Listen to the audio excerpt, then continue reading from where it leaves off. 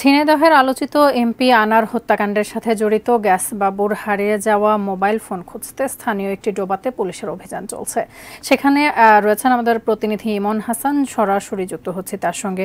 ইমন, কটা নাগাদ এই অভিযান শুরু হয়েছে এবং এই মুহূর্তে কি অবস্থা বিস্তারিত জানাবেন? হ্যাঁ তাসফিয়া, আমি এই মুহূর্তে যেটা জানাতে চাচ্ছি যে আনার হত্যাকাণ্ডের সাথে জড়িত যে গ্যাস বাবু, তাকে কিন্তু গতকালকেই কেন্দ্রীয় কারাগার থেকে নিয়ে আসা হয়েছে, ঝিনাইদহে রাখা হয়েছিল।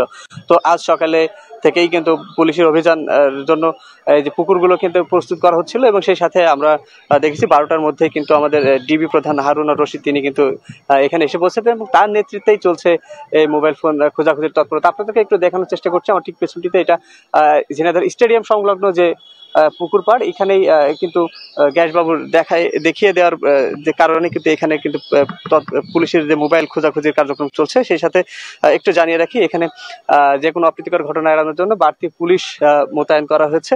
তো সব মিলিয়ে এখানকার সাধারণ উৎসুক মানুষ কিন্তু ভিড় করছেন যে আদৌ কি মোবাইলটা খুঁজে পাওয়া যাবে কিনা। তো সব মিলিয়ে যে গ্যাস বাবুকে সশরীরে এখানে হাজির করানো হয়েছে, পাশাপাশি ডিবি পুলিশ এবং সেই সাথে সব ধরনের পুলিশের রয়েছে এখানে।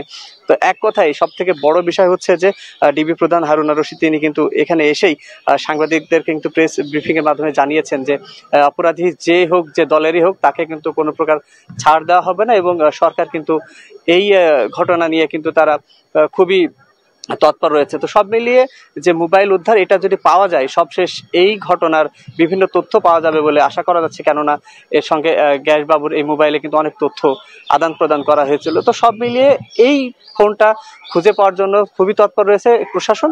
তো এতটুকুই ছিল এখন পর্যন্ত আমার কাছে সর্বশেষ, তাসফিয়া।